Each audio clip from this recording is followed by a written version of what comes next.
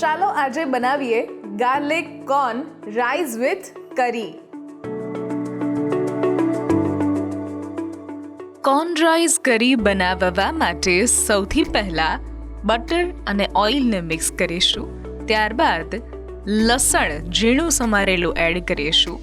કોર્નને બરાબર સાંતળી લઈશું અને ત્યારબાદ ચીલી ફ્લેક્સ, ઓરેગાનો અને મિક્સ હર્બ્સ એડ કરીશું અને રાઈસ એડ કર્યા બાદ મીઠું એડ કરીશું. કોથમીર એડ કરીને રાઈસ તૈયાર કરીશું. કરી બનાવવા માટે સૌથી પહેલાં ઓઇલ અને બટર મિક્સ કરીશું. ફરીથી એક વખત લસણને સાતળી લીધા બાદ 1 ચમચી કોર્નફ્લોર અથવા મેંદો ઉમેરી અને બરાબર બધું જ મિક્સ કરી લઈશું. જે પણ વેજીટેબલ્સ ભાવતા હોય એ બધા જ વેજીટેબલ્સનો ઉપયોગ કરી શકીએ છીએ અને એને પણ અધકચરા 50% જેવા સાતળી લઈએ છીએ.